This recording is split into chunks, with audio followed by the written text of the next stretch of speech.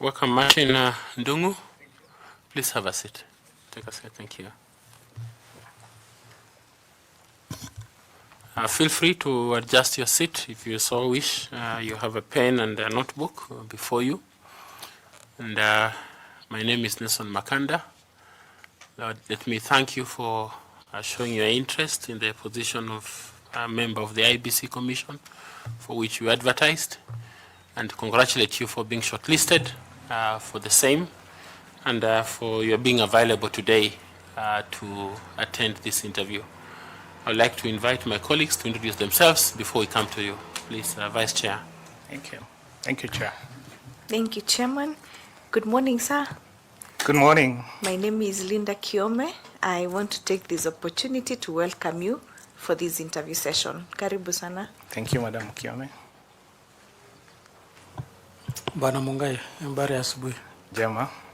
Naitwa Bwana Andrew Tanui, mwanachama wa chopo hili la teusi, na karibu.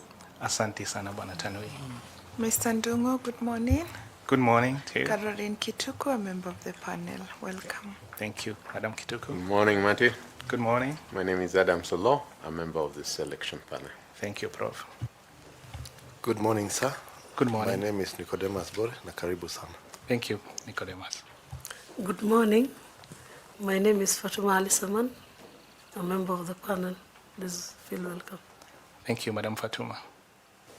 Good morning, Mr. Ndungu. Good morning. Karibu sana. Asante. My name is 𝐍𝐝𝐿𝐵, and I'm a member of the panel. Thank you, Madam Ambassador. Good morning, Mr. Ndungu. Good morning, sir. My name is Evans Misati. I'm a member of this selection panel, and we welcome you to this interaction session. Thank you, sir. So we now come to you, Martin, to ask you to introduce yourself, highlight your profile, let us know what are those milestones that you have covered that make you suitable for the position you've applied for. Indicate if you have any award that you have received in the course of your career, but also if you are a member of any professional group. Please, thank you. Karibu. Thank you, Chair, and thank you very much, members of this panel, this distinguished panel, for inviting me to appear before you and showcase what I have and what I'm made of. My name is Martin Mungai.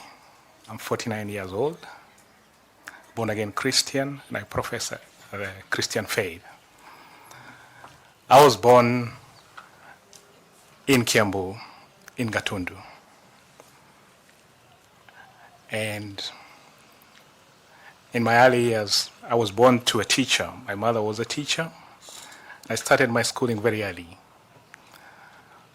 I went to Mataro Primary School, where I did my KCPE, and I excelled.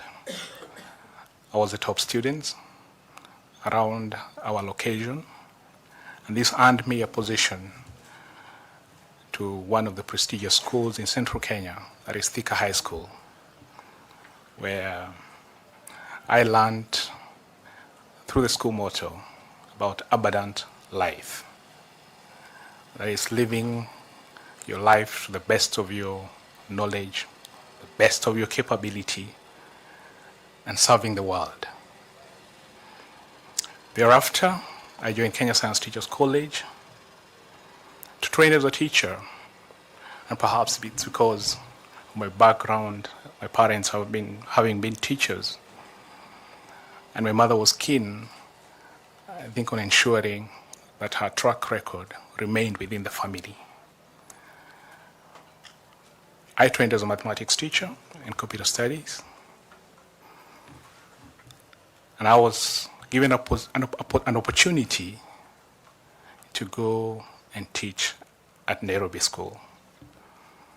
It's at Nairobi School where I met many young men from different parts of this country, and I honed my skills in interaction, in leadership, and I met very good leaders who actually mentored me.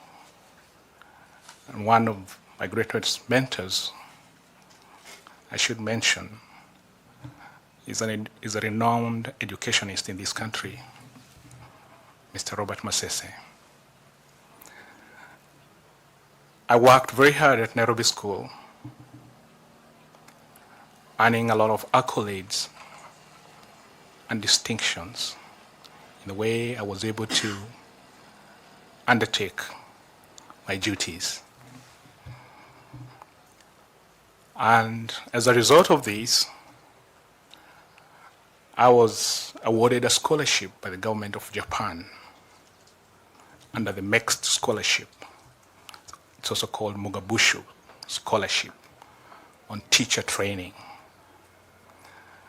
And I proceeded to Hokkaido University under the tutorage of Professor Ishizuka Sensei and Professor Murata Ikuya, who greatly mentored me in the areas of education technology, with the aim of giving me necessary skills and knowledge to come and support teacher education in Kenya. I came back to the country on the Teachers Service Commission, reposted me back to Nairobi School, where I continued to do what I love most, that is to teach. And I believe when you teach, you touch the future. Actually, that is my mantra. You touch the future when you teach. I continued at Nairobi School, supporting the students, till I was seconded to join the Center for Mathematics, Science and Technology Education in Africa as a national trainer in areas of mathematics and ICT education to support teachers in STEM education. At semester, as a national trainer, I've been keen on supporting teachers embrace new technology, innovative pedagogical practices, all in effort to improve classroom experiences. Through the chair, I've traveled the length and the breadth of this country. I've been to every county in this republic, meeting teachers and students alike. And I've been able to connect with them, give them the skills and knowledge that I have.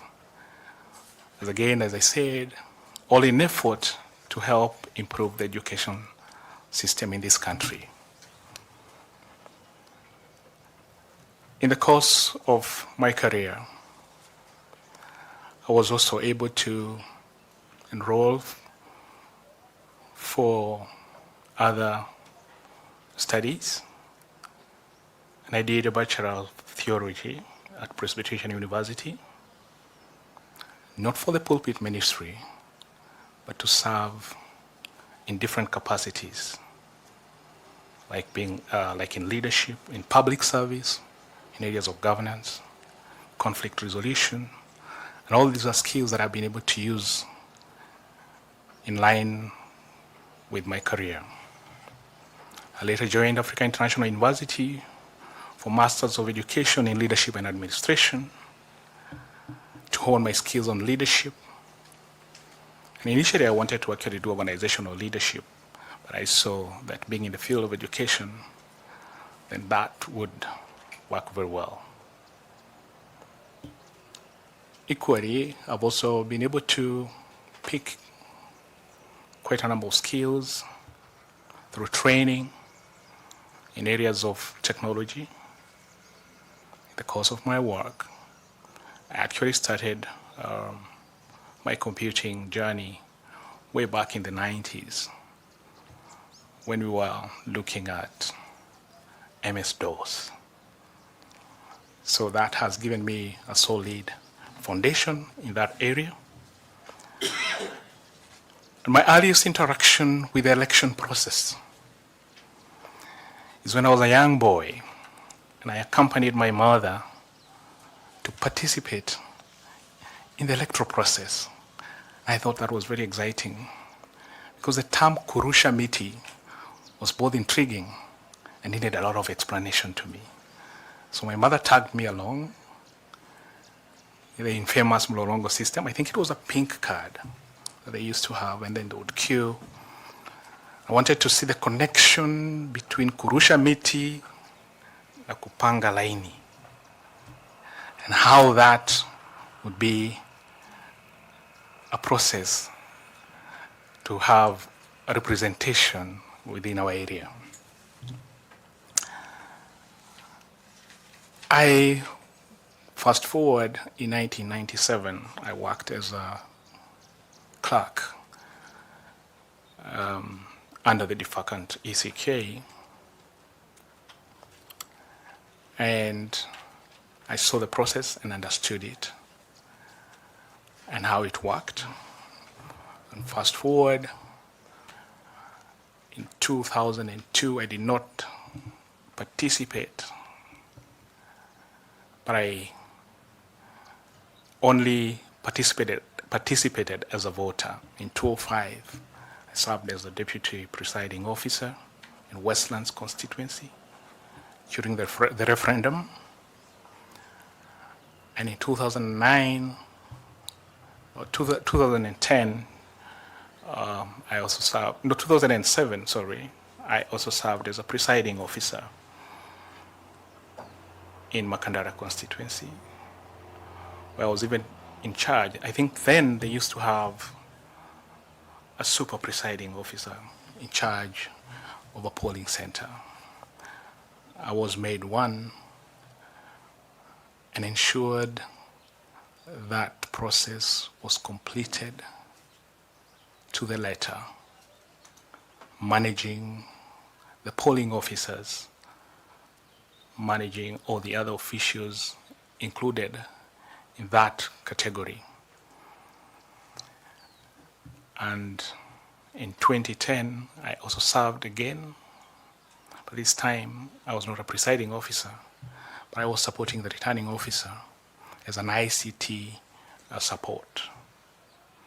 And we developed a small system that was able to actually tally the results. And we were in Starehe constituency, and we were able to have very clear display of results as they came in. Long and short, that's where I am. I have not also say that I am married to one wife, a woman, and we both have 2 children, and I think my daughter and my wife are here with me. Thank you very much. Excellent. Welcome, daughter and wife. It's nice that you came to give support to your loved one. Madam Linda, please. Thank you, Chairman.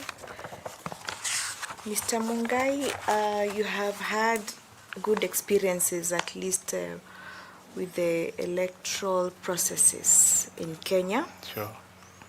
I can also see you have extensively updated your knowledge in ICT, even came up with a proposal that probably, given the time, you may be able to give further, information about this. Sure. In the intervening period,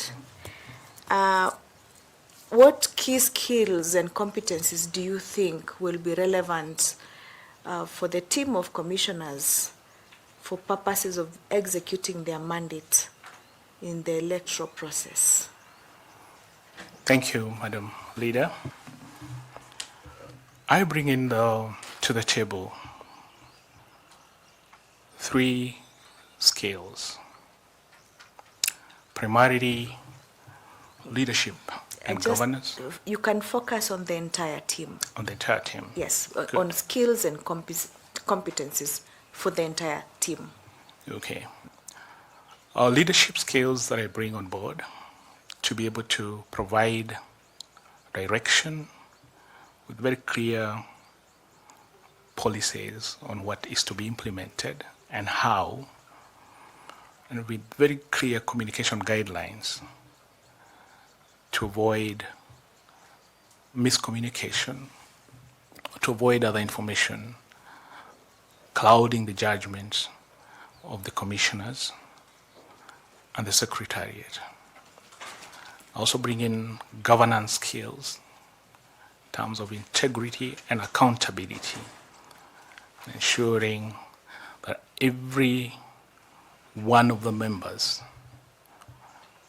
in the commission observes integrity and is accountable to their actions. Over and above that,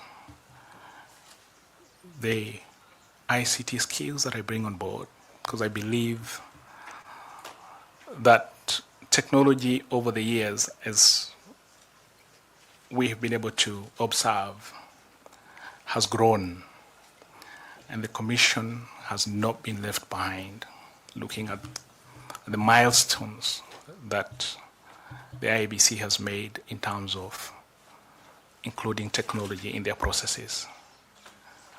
And I believe that we should be able to leverage on ICT to ensure that we have credible results and also build confidence to the public, which I think has been waning. And it's not in doubt. And I believe that I'll be part of the commissioners that will ensure that the public image is restored. Thank you. Thank you, Mr. Mungai. Now, how do you intend to use your ICT skills and experience, if any, to leverage and also to, to improve the systems at the IEBC as a commissioner? As I mentioned, I've been very keen to observe and read several reports that have been tabled or that have been published, particularly on the use of ICT,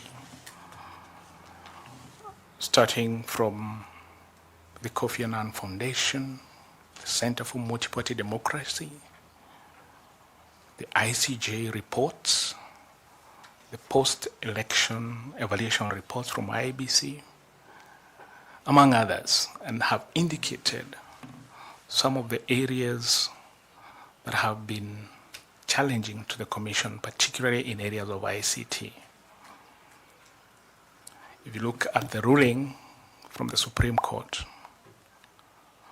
in the analysis I was able to see that one of the challenges that were mentioned were the failures of the 𝐍𝐼𝐮 kit. And I looked at why did they fail, the reasons that were being given, and how we can mitigate that. And I think they mentioned that about 235 kits did not function. It was reported affecting about 32,000 voters. But during the identification, the 𝐍𝐼𝐮 kit failed because, one, they were not properly charged, or they had memory cards that were not properly installed, and probably were not given the right coding for them. There was also a challenge of logistics in terms of distribution of those 𝐍𝐼𝐮 kits. I think we had instances where some of the kits found themselves in the wrong constituencies. There was also failure in terms of backups of power, and they failed to power up. And I believe that this, in as much as we say that technology doesn't fail, we realize that the weakest element in the employment of technology is a human being. So coming up with clear policies and proper training of election officials would help in mitigating some of these challenges. Again, on that, on technology, how we can continue improving on that. I think, and through my own investigation and through reading a lot and seeing what other countries have done, and I think it's to the common knowledge of the panelists about the Estonian Republic, they have been able to fully digitize the election process. We may not get 100% of that yet, but I believe, and with the proposal through the chair that I have shared with us, we could perhaps be able to address some of the challenges. Please use 2 minutes to summarize that proposal so that we can move on to another section, please. Thank you, Chair. Yeah. I think there has been reports that there are a good number of 𝐍𝐮𝐬 kits that are going to be retired. In technology, when they go beyond 10 years, it becomes obsolete. And the 𝐍𝐮𝐬 kits that are going to be retired, what can we do to them and actually save on cost? And I propose that we don't retire them. They can be repurposed, because in them, they do have biometric elements in them, the cameras. How can we use that camera that is in those 𝐍𝐮𝐬 kits? When we reconfigure, we repurpose these 𝐍𝐮𝐬 kits to be used. Thank you, Mr. Mungai, and I wish you all the very best. Thank you, Chairman. Thank you. Thank you. I want to ask Caroline to ask you some questions. Thank you. Thank you, Chairman. Mr. Ndungu. Yes, Madam Caroline. Welcome. Thank you. So, Article 86 of the Constitution mandates the IEBC to ensure that it adopts a method in the electoral process, and particularly in voting, that is simple, accurate, verifiable, secure, accountable, and transparent. Mm-hmm. There have been challenges with the method that IEBC has been using over the years. This is in regard to the use of technology. There were challenges in 2013, 2017, and 2022 general elections at all times, with various recommendations being made after each and every elections that were done. Now, I think you have internalized some of these issues that have been identified. Absolutely. And I've had a look at the proposal that you have submitted to us. We have been asking candidates what are some of those problems and what would they propose to be the solution to solve those problems. I've seen you have gone through the problems. I will not ask you what they are because I believe you have internalized them. And I want us to focus on your proposal, the proposal that you've made to recounter those problems. Now, you call your proposal enhancing electoral efficiency through the use of artificial intelligence, I believe, right? Yeah. Now, have you thought through how this proposal that you have put in place, I see you, okay, let me step back a little bit.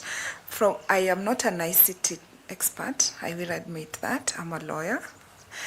However, I have some basic understanding of various ICT platforms and systems that the IEBC have used over the years.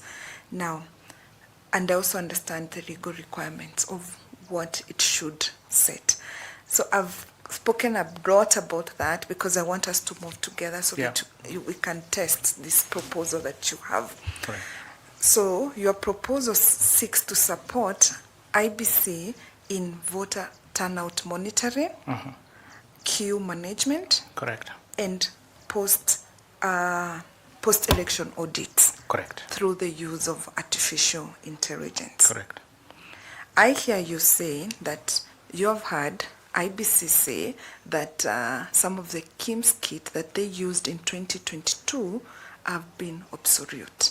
So one of the things that you think can help us moving forward is not to discard the 𝐍𝐼𝐻 kit, Yes. but to reconfigure them so that we can use them in 2027 if needs be. And I hear you giving advantages for that use.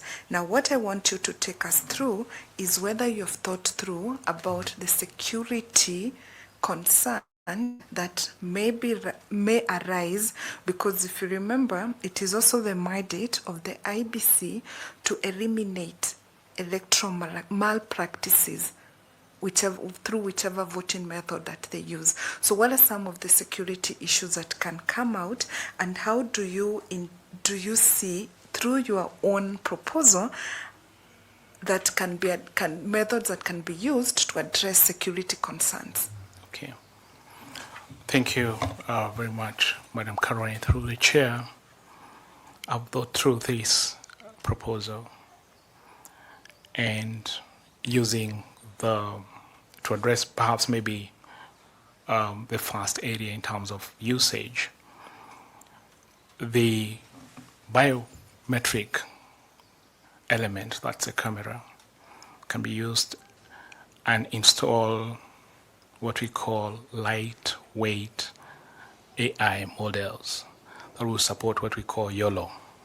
Now YOLO is not you only live once, but you only look once. Okay? And it is able to capture the persons who walk in to the polling station and keep a counter and be able to have or manage the foot traffic that walks in. And by the end of the exercise, we should be able to get to know, of course, because I said it's fitted or installed with lightweight software, it will be able to differentiate between the election officers who are there, that's the presiding officers, the clerks, maybe the agents, and it will eliminate that. And person also walking who are to be assisted, the voter assisted, and it will be able to eliminate that from being among the counter or the counted. And we'll have a tally by the end of the day, and we'll be able to see that on day X, on 10th of August 2027, in polling station X, 100 persons walked in. We'll be able now to check and analyze how many votes were cast. If the number is too big, then we flag it and we identify that as a challenge in that particular polling station. We can zero down onto that. Of course, remembering the 𝐷𝐼𝐻 ruling that the polling stations results are final. So in terms of security, of course, again, working with other legal departments, right, the data protection, they have an act to be able to protect the images of people who walk in, so the images in terms of the faces can be blurred and will not have challenges in terms of bleaching on private data. I hear you. I have a follow-up question. Yeah. Your look once system, you're calling it look once? Yeah, you look one. You look only once. You look only once. Yeah. So one of the things it seeks to achieve is to monitor the people who come to the polling station. Correct. Is it always true, have you thought about it, that not everybody who walks into a polling station is a voter and will end up casting their vote at the end of the day in that particular polling station? So how is this system of yours supposed to guide us in verifying actually the people who walked are the voters and are the ones who voted at the end of the day? Of course, it's not going to work independently. It's going to complement the other systems in place. we have the voter identification part. And I'm saying this is an additional part that we're bringing in to complement what is already there. So definitely somebody walking into a polling station to vote, by the time they are identified as bona fide voters in that particular polling station, they have been checked through the biometric register. So this, if they are not bona fide, of course, they are turned away and perhaps may be redirected to where their details appear. Yeah. So is your proposal supposed to be, 𝐍𝐝𝐮𝐧𝐠'𝐮 or that, like voter identification, and it would end up also being used as the transmission device? Correct. Is that the same one you have, and then it has additional features, or where does it depart from the current system that IBC has, now that you speak of complementarity? Yeah, of course, it can be, of course, or it will be connected also to the server. And you could have the server having segmented servers, I've had many people trying to explain what a server is, but you could have a different or a separate hard disk within the server that is capturing that kind of information. Of course, this can be collated, and you draw a parallel, to see that. So you're not just using it for, to determine who walks in, but also you can do an audit later, and be able to connect that with what you get from the server. Okay. Yeah. 2 more questions, please, Chair, if you allow me. So the Supreme Court has identified in 2022 particularly the difficulties and the problems. Okay, I will not ask you server questions. I know someone else will deal with that, if at all. So the Supreme Court identified the problems that 𝐍𝐝𝐮𝐧𝐠 faced for transmission of results. In your proposal, if I recall, I saw you identifying a few countries that have used this method that you're proposing to IBC now. And I heard you mention about Estonia in your address to us this morning, but I was more keen about Brazil. You mentioned that in your proposal that Brazil has integrated AL in all its processes, that it has biometric verification, result validation, and transmission. And this system that Brazil uses, in your view, in your proposal, as you indicate, is proof tight to eliminate errors. Now, let's come back to our problems. How then are we going to ensure that your proposal fits within the system that the Supreme Court identified, that is going to be independent, that is going to be accurate, that is going to be used to eliminate electoral malpractices? How does this come in? Because Estonia did not think it has these 3 components. Yeah, again, we continue on borrowing the best practices. We may not implement the entire of the Brazil approach. We could use a different approach, and I'm keen on having this retested, perhaps even tried during the by-elections, to see how efficient and effective it will be. And so therefore, and of course, in transmission, we have end-to-end encryption of data. What that means is that from the origin of data, it is encrypted, so that in between the transmission, it cannot be tapped. And if somebody tries to have access to it, then it's in gibberish form, in a form that doesn't make sense until it is decrypted at the other end. All right, I hear you. On the other question was on the cost issue. Well, I've seen you've done mathematics, you have come in with the funding, the cost implications of this proposal. And I think from what I see, you propose the total cost to be at about 203 million, and that cost, in your view, would include adaptation of the 𝐍𝐝𝐮 kit, the software development, the training and capacity building, logistics, as well as M&D components of it.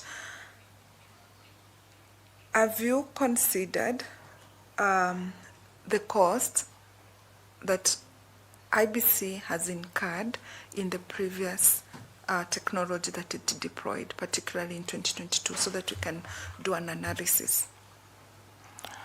Well, I'll not be able to break down in terms of how much they were able to use in technology, but I do know for a fact that they have given a grand total for the entire exercise. I was just proposing that with what we have, we don't need to acquire additional kits. We don't have to throw them away. It's, we can continue saving. All on right, that. Yeah. fair enough. Yeah. Last question from me. Supposedly this system of yours fails. IBC, you have come in, you have become successful, you are a member, you have sold this concept to IBC, they have bought it. And that's the technology they're using. Supposedly it fails completely because it can fail. Yes. What system then do we go back to on what happens if it does fail? Well, systems fails, and I think you're quite right. We saw that happening in Nigeria. They had implemented watertight systems, and they ended up having a challenge with their system.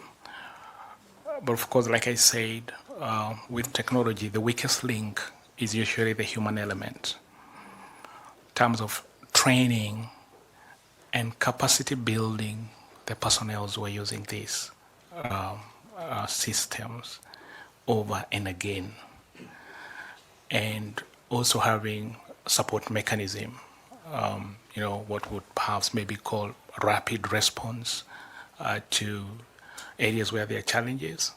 But also, again, we should pretest these systems and try as much as possible to do mock tests, in a near simulation to be able to detect so where all the that failures has are. been done, it has failed, without seeming like I'm interrupting you, it has failed completely. The rapid response mechanisms, we have done that. So what must happen? Should we stop voting? Should we stop that? What should happen in the event everything fails? We have done the best you could as a commission, and your system was not working, it's failing. What does the law say must happen? Of course, like I said, you should have backups, and the election has to go on. The election process has to go on, and you can resort to other modes of transmission of the results. And I think we've had over and again, because this information is for general public, and we have invited the media, and we work in consultation with media, and you are able to even transmit these results as well. But again, working manually and being able to having proper documentation, and put in place to ensure that there's no vacuum in the whole process. This documentation that you're referring to? Of course, when you're transmitting, right, the scenario we have right now is that the Form 34A was the one that was used to declare and announce the results in a polling station. And you'd use the same to send to the server of the National Tallying Center. And we still have those documentation in place. We are not going to be fully digital. We are still going to have the Form 34A to capture the results in that area. And And how will we be able to identify the people who are supposed to vote? Your gadgets are filled. What should happen? We have the manual registers that we usually use to check. Yeah. Thank you very much, Mr. Ndungu. I wish you the very best. Thank you, Chair, and thank you for the indulgence. Thank you, members. Madam Caroline. Thank you. Madam Koki-Muli, please ask the candidate some questions. Thank you very much, Chair. Mr. Ndungu, Yes.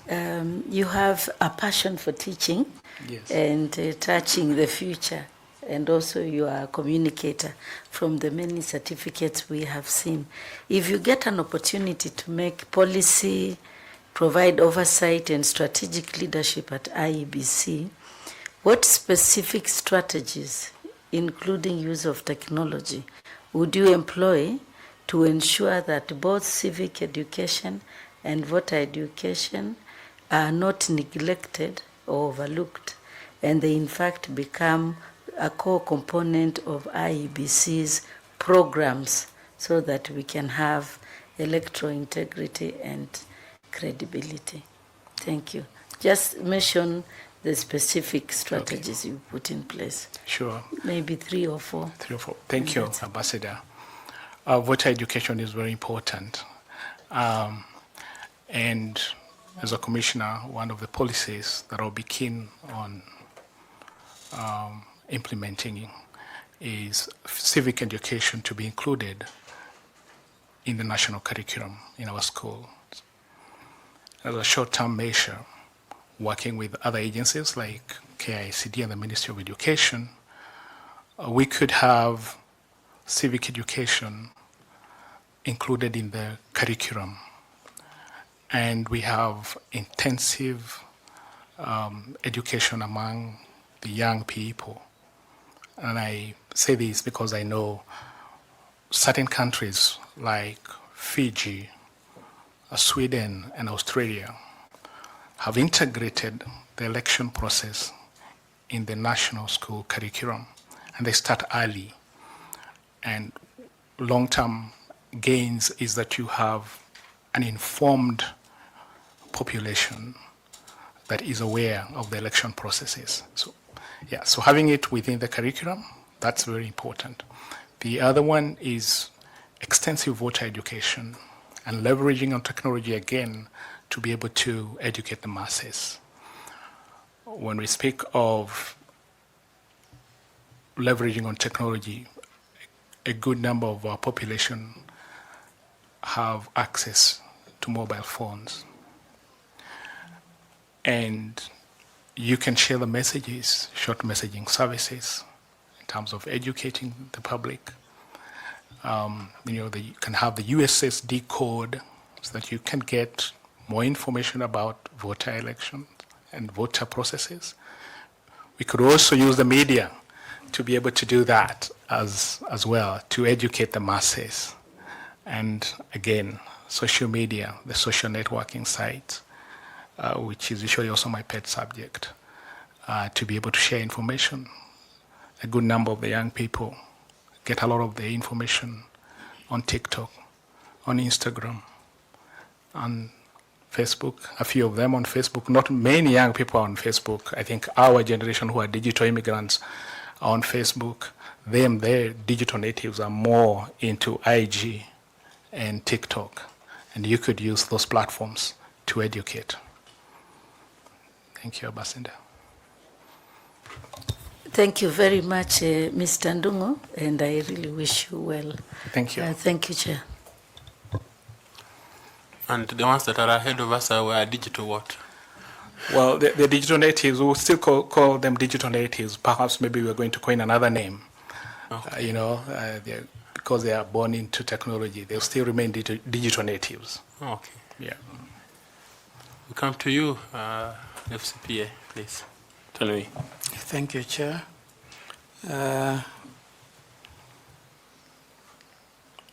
Martin. Yes, sir. If you don't succeed in getting this opportunity to be a commissioner, what will you do with your proposal?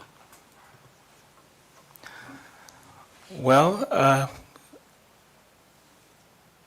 I am a Kenyan. I would want to help the commission and perhaps share the information even with, as you said, the commissioners who will get in. I'll be glad to share with them this information. How long have you had this proposal? I've had it the last couple of months since we started thinking through this process. Okay. Yes. Thank you. During the last general election, there was a tribunal that was set up to remove one commissioner. And during the deliberations, it was reported that there was some political interference during the elections. And there were incidences where some commissioners, there were allegations that some commissioners were being paid for some accommodation by some political actors. So what structural and governance weaknesses that could have contributed to political interference and public distrust at IEBC? Thank you, FCPA Chanui. I think looking at what may have gone amiss, I'm not sure whether the Commission had a charter, but I would propose that we get a charter that will guide us in terms of our operations as commissioners, in terms of how do we communicate, how do we have conflicts resolved within the Commission. I would propose for an internal dispute resolution mechanism so that you sit down and, guided by that charter, be able to solve whatever issues that may arise in-house. And I think what we saw was a bit unfortunate. I believe that we should adopt a mantra of reprimanding in private but praising in public. You sit inside the boardroom and sort out the issues there. And when you come out, you speak in one voice. And I think we've been able to see that also coming from this panel, and I really would say that the public is quite proud of what is going on. That you're able to sit down here and iron out issues, but when you get out, you have one common voice. And that builds the public trust, which has been elusive with the previous commission. So having internal dispute resolution mechanism and having a charter that governs how you're able to operate as commissioners is something that I would want us as commissioners to have. From your study, as you prepared for this interview, IEBC doesn't have a charter? Not to the best of my knowledge, in terms of how the commissioners operate, but I would perhaps maybe say we would want maybe to have it relooked, and they have a charter. Thank you, and I wish you well. Back to you, Chair. Thank you. Thank you. 𝐌𝐚𝐫𝐭𝐢𝐧, please. Thanks so much, Chair. Martin, now mine is that you have a very good proposal, but unfortunately, how will you address the issue of conflict of interest? Because if you want to be a commissioner and you want your idea to be implemented, if it falls into even the slightest mistake, it could be an issue of serious conflict of interest, because the role of the IEBC commissioners is issues of policy, strategy, and what you are talking about here is basically technical, which is not your role. What do you say about that? Very well put, Mr. Misati. Of course, as a commissioner, my role is to provide insight and guide. And the proposal as it is still a draft. and of course working in tandem with the Department of ICT. We should be able to guide them in terms of how can they implement, how can they be innovative enough to have processes that are watertight in terms of supporting the election process. So working together again with the ICT department, again, as I said, it's still a draft. We can fine-tune and provide guidance in terms of how do we get this done. And that is the expertise that I'll be able to give in terms of guidance. Yeah. Of course, we can continually work on it to improve it. You know, like the Japanese says, the Kaizen approach, continuously improve on the processes that we have. I hear you. It's at the draft level, regardless of what. Yeah. Address the issue of conflict of interests. What do you say about that? Of course, again, it is not, what will I say? I don't have the absolute control over that proposal. I have not registered it yet. And so it's an idea that I'll be sharing as a commissioner. That's very good. So, if you get an opportunity and you're a member of the IEBC commissioners, please state some of only the 2 activities you will do in preparation for the 2027 general elections. 2 activities we'll do is, you know, I think when we get in as commissioners, our entry is going to be full. The boundaries issue to be discussed. There are by-elections to be done. I think also in terms of procurement processes that have to be done. And so we'll be looking at the priority areas that needs to be done in terms of preparation of the voter registration exercise to ensure that it is continuous. I believe the IEBC Secretariat have also prepared a strategic plan. We'll need time to have it ratified and so that it is actualized. Thanks so much. I wish you all the best. Thank you, Mr. Misaji. Thank you. I invite Fatuma to ask you some questions. Ms. Fatuma, please. Thank you, Chairman. Mr. Ndongo.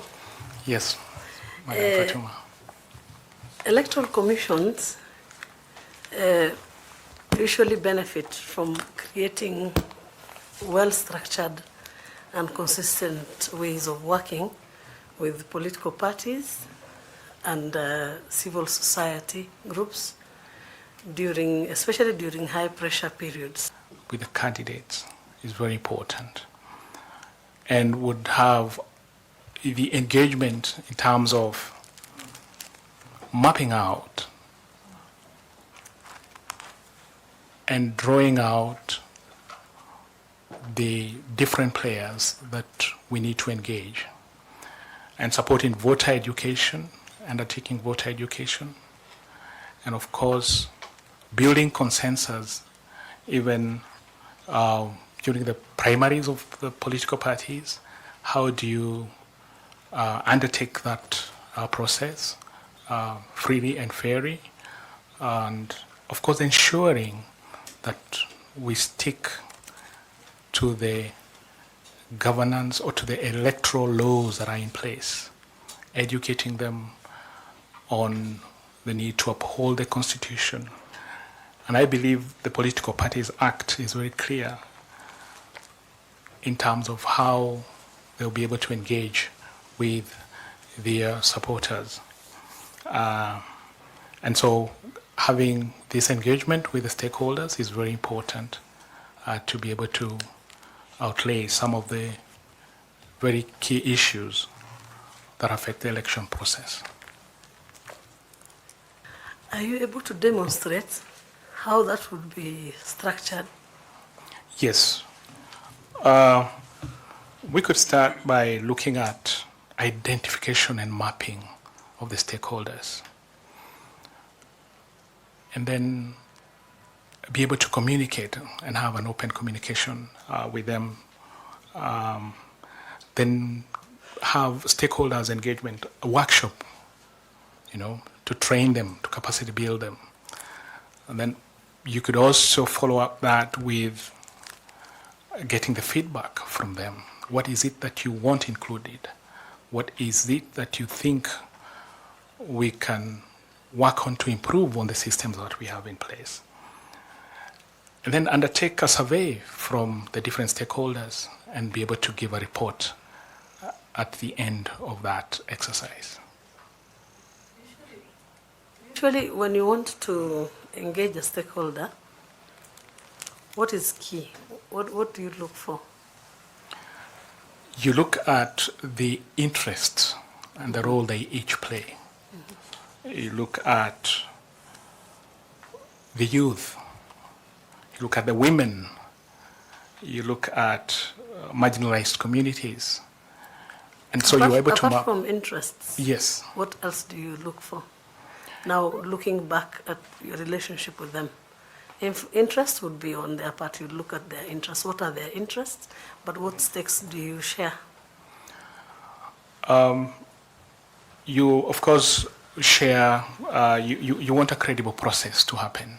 They also want the process to go on smoothly. And you may want to understand the influence they'll have on that. On their representation, on their improvement, on their overall improvement as a community. So let's move from there now. You've identified the interest. Yes. You've identified the area of collaboration. Yes. What do you go to next? You look at what roles do they play? What are their roles? What is the role of the civil societies in the whole process? And when we talk about even voter education, how are they able to do it in line with what the commissioners recommend? Do you usually rank stakeholders according to their influence and impact? Well, you don't do that, but you could also look at maybe their, I wouldn't say really ranking, but you would perhaps maybe look at where is the larger interest in terms of their engagement. The areas of convergence. Yes. Then what do you prepare for that after you now identify? Well, I'm trying to see if we can do the structure together. Okay. Well, you could also maybe you could try and have continuous engagement with them to be able to identify those areas of convergence. Maybe focus on the principles and how consistent that's going to be, and maybe the roadmap, yeah? Yes. Okay, Thank you. thank you, and I wish you well. Asante sana. Thank you. Thank you. Yes, Nicodemus Bore, please proceed. Sorry, I came in too early. I was saying thank you for Martin. Yeah, and Martin, given the public's concern about corruption in institutions, what will you do at the Commission to ensure fairness and transparency, particularly in the areas of hiring and procurement? Well, maybe to start off in terms of hiring, we hire on merit.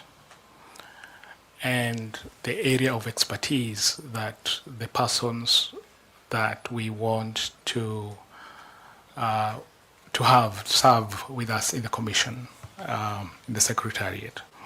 And so we look at merit. We also look, of course, at the area of expertise and how well they are versed in their areas. In terms of procurement, I believe we have the procurement procedures, and it's guided by the Procurement Oversight Authority.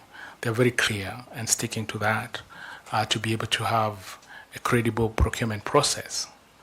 And of course, ensuring that the law is followed. Fidelity to the law will help absolve the Commission from corruption-related issues, because you need people of integrity to serve. So fidelity to the law and following the laid down guidelines in terms of how they do the procurement processes is very important. Now, having looked at the YOLO system that you prepared, how much will it cost to prepare that program? Well, in my proposal, I made a draft estimate, and it would come to about 200 million. And how much will it save the Commission? Of course, in terms of saving, I think these kits that they would have discarded, they will still use them. So they will not have to procure new kits or new devices to support that kind of program. I have not been able to see the actual amount that they are spending on the ICT-related structures, but I believe that it should be able to save. So in future, do you recommend to have kits that can be updated instead of the ones that need to be retired because of the new, like we have phones that you keep on updating, like the iPhone, so that when you're procuring systems, you don't procure systems that become obsolete after some time, but you can procure systems that can be updated oftenly to be in a good space with the ICT technology. Yes, we could do that, but again, cognizant of how technology is revolving, we'll still continuously need to upgrade those systems. And of course, with time, you may retire them. Absolutely, they may become obsolete and they may be retired, but we can continuously have systems that can be reused over a few times before getting a new set to replace the obsolete ones. Thank you. What about the licensing? Because looking at IEBC systems, the most expensive bit of the structure is licensing. And once you don't get the license, they cut off your system. What would you how would you say we could solve that situation? Thank you, Nicodemus. I think now where we are at, we can have our own homegrown solutions. Then we have the youth who have the capacity to help us develop the systems. If you look at the systems that have been developed locally, they are of global standards, global level, and they have withstood the test of time. We may not have to really get developers from outside the country, but we have a very critical mass of young people who are techno-savvy and who we can bring on board to support this so that we can have our own homegrown solutions, just like the way we talk about M-Pesa and others. It's the same thing, because we have the capacity and we have the ability to do so. So I believe in terms of even licensing with people from outside the country, we may not need to go through that route.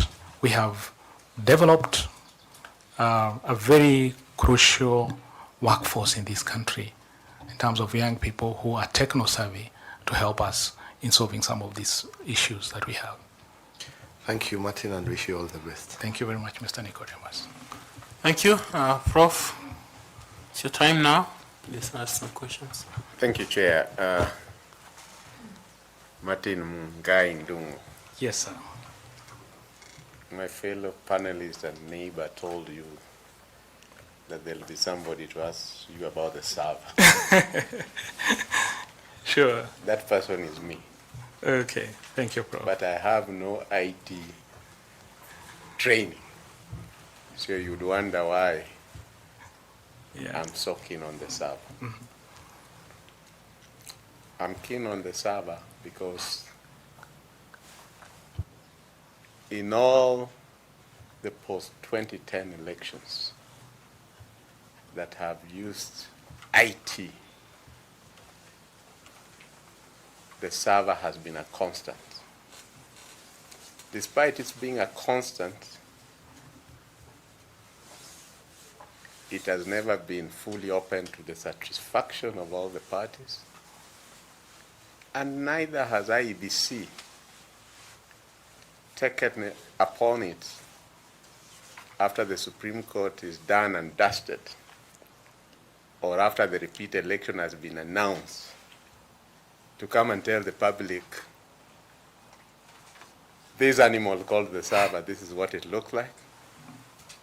Or now that there is no any security, it's no longer security, we are now opening it for you. And that's why it intrigues me. Why this shady tiptoeing over the server? Yet we are very sure that if there is a dispute, again, there will be no resolution on the server. That's my interest. Now let me come. You have a very good proposal. Where will all that end? In the server. Thank you very much. Don't you therefore think that the first thing you should do, because even this new proposal, AI, what have you, will end up ending in the server, don't you think you should start by telling us, what is this server? And for what reason does it exist? Because everything you propose will still end up in the server. That has never been explained. Okay. Yes. Very good, Prof. I think there has been a lot of misconception about the server, and it's shrouded in mystery, as you have rightly put it. Perhaps you've not had an opportunity to have somebody demystify the server. No, an IT expert part has demystified for me. Yeah. And disagreed with everything Right. that is usually brought, that is what is the server, and given to the Supreme Court. Okay. That's why it intrigues me. The server, first and foremost, it's a computer. What's in a computer? You have a processor, and you have the hard disk. So you could even have one computer, a small computer, acting as a server. But because of the capacity and the voluminous amount of data that need to be stored and processed, then you need a bigger, physically a machine that is bigger, that has several hard disks for storage hard devices. And again, several processors to allow for the processing. We need accurate and speedy processing of data. So the server in itself is a computer first and foremost, and acts as a storage. And what goes in the server can only be accessed by few people, and you can have different levels of security to be able to access the data. But again, you also talk about the portal. What is a portal? A portal is simply a window. I've not talked about a portal. Yeah, I just wanted to show the connection and what you can be able to do to be able to access what is in the server. So the portal allows you to access. So you could have different levels, again, for public consumption to be able to access what is inside there. Of course, what is for your knowledge. We all, have registered on different platforms to be able to access our information on 𝐍𝐶𝐮𝐧 and so forth. What we have on our end is a portal, but there's a server that stores all that data. And we may not be able to get details about Professor if I do not have the credentials to be able to do so. And usually what the server does is that once you register, in terms of security, you get the one-time password, the OTP, Thank you. to be able to access. Because of time. Okay. The IEBC ensures that in a polling station it is secure. So it normally restricts the number of people who can enter into that polling station. Yes. You just say that the server you can only take a few restricted number of people. Would it be in order, if you are a commissioner, Yeah. that if there are 4 presidential candidates, that their nominees with credentials be allowed to see that server right from the time that results are being transmitted? That would make absolute sense, Prof. Thank you. Yeah. Now, I like being simple. The Parliamentary Service Commission, or Parliament, uses the Hansard system. That if Martin Ndungu Mungai, or Mungai Ndungu, Mungai Ndungu is my dad. came here in order to speak to us, and this gadget is not functioning, the chair will stop you. Wait. Why?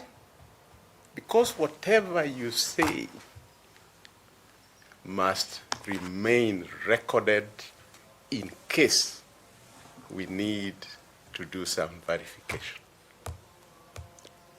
Would I be correct to say that under the electioneering system, the results transmission system that ends up in the server is meant for the server to be the premium verifier? Would I be correct? Just like the Hansard is the premier verifier of what Martin Mungai Ndungu is saying. You are spot on, Prof. Would I also be right, because you talked of encryption, because even as you speak, it's encrypted, and if we want to see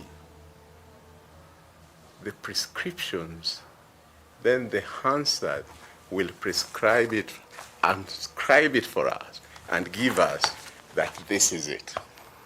Only if you have the credentials to do so. That's what I'm saying. Yes. Exactly. Yes.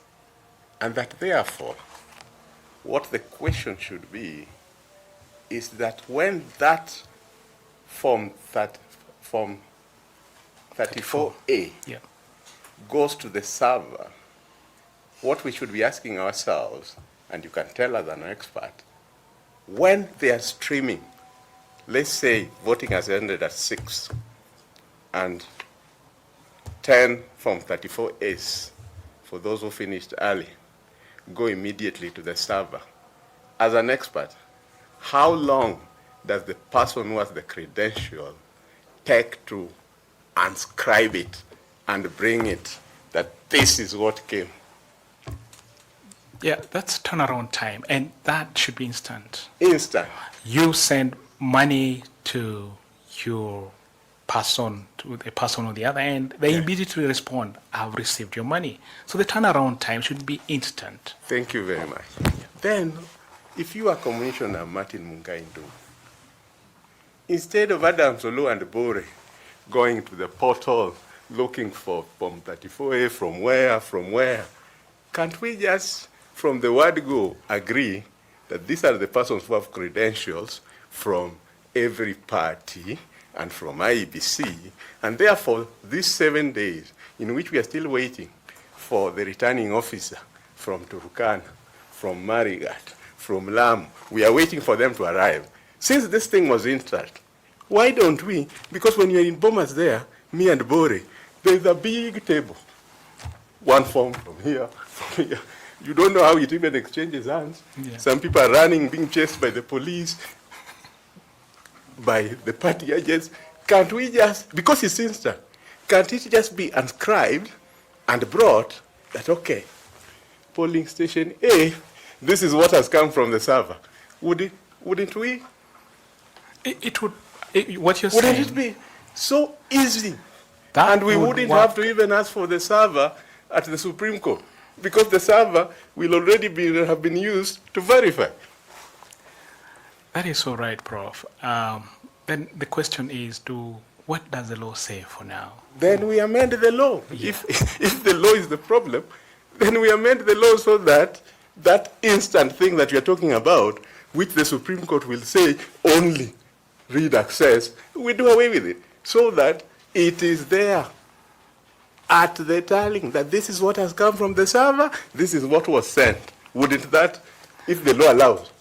We need to, if we have the amendments done and we could have that allowed in law, then it will make a lot more sense. So for but you as again, an IT we expert- would need a bit of restriction in terms of even how you disseminate that information. Why would the public information that is in the RTS, because for me, that's the reason why you have RTS, Yes. so that what was sent is, as 𝐌𝐚𝐫𝐭𝐢𝐧 ruling says, and as the Constitution says, a true reclamation of what was declared. Yes. Why should we again put roadblocks No, we on shouldn't. what was declared? We shouldn't, and that is why maybe now when the law comes and it's amended, then we should be able to access So it. as an IT expert, you're saying that the only reason we are having a challenge with the server is because the law right now restricts it. Yes. And therefore, if Adam's law is to be finally satisfied, just go and change the law, and there'll be the server results and the Form 34 result. Yeah, to the best of my knowledge. Thank you very much. Chair. Thank you. Okay. Do you want to ask some questions, but take cognizant that I... Yes, yes, Dr. that are Azia. not IT related or server related.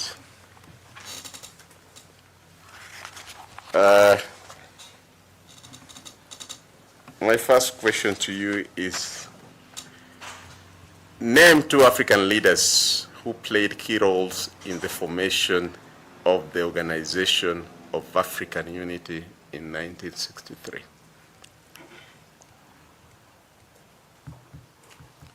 That should be 𝐍𝐴𝐺𝐵 Nkrumah,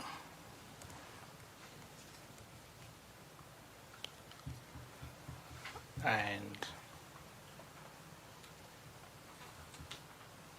Haile Selassie. Thank you very much. And because you have done very well, I'll give you a choice, which I've never given somebody, for your next question. Do you want it in geography and landmarks? Do you want it from culture and languages? Do you want it from wildlife and environment? Or do you want it from economy and innovation? Well, geography and landmarks. Geography and landmarks. Yes. Very well. Identify 2 active volcanoes in Africa.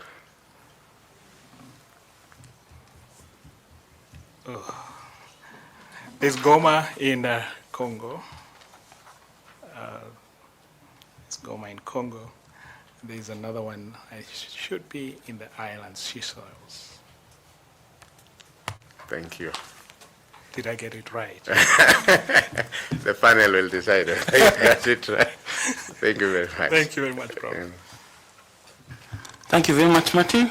We have enjoyed talking to you, and thank you for just shedding light on the things that you know and what you think that can be done with your membership at the IEBC Commission.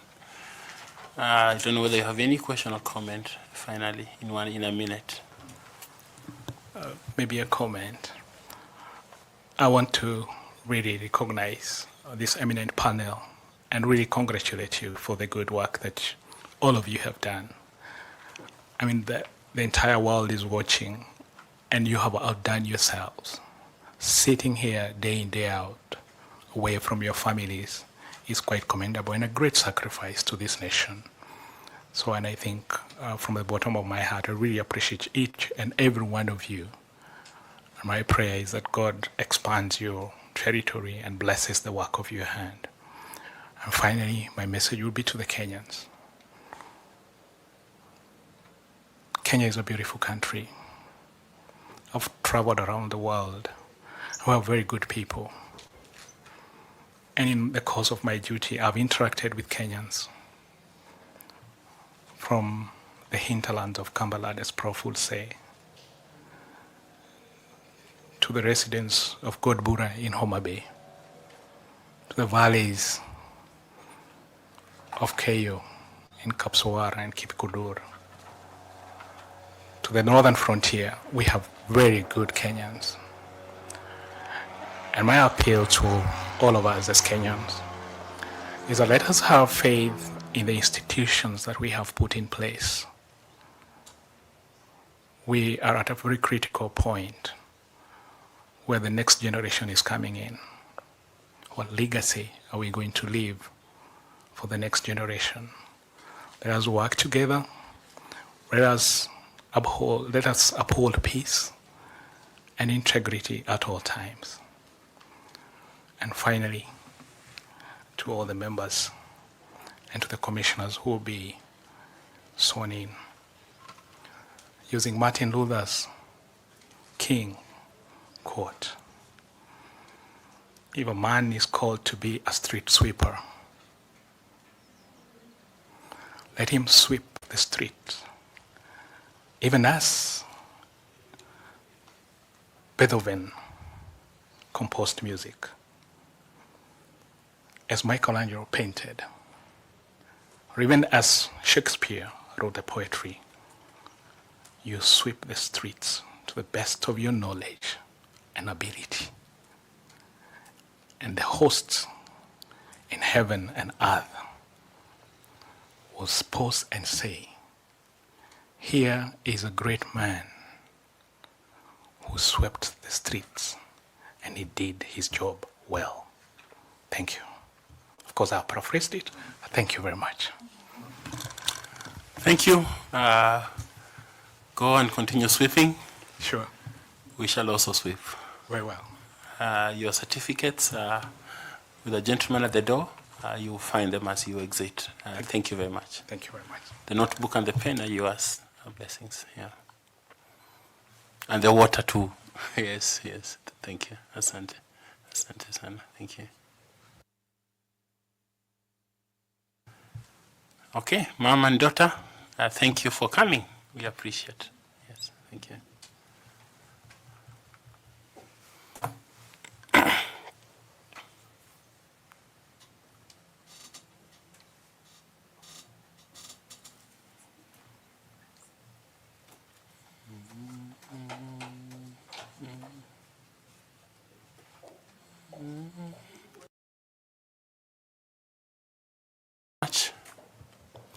We have come to the end of our day for the media. Thank you for helping us go through this session. Of course, the viewers out there are beginning to feel like our professor is now liking the results as we go on. He will most likely resolve his server issues by the time we are finished. So thank you very much. We will see you on Monday at 8:30. Blessings to you, media. Thanks.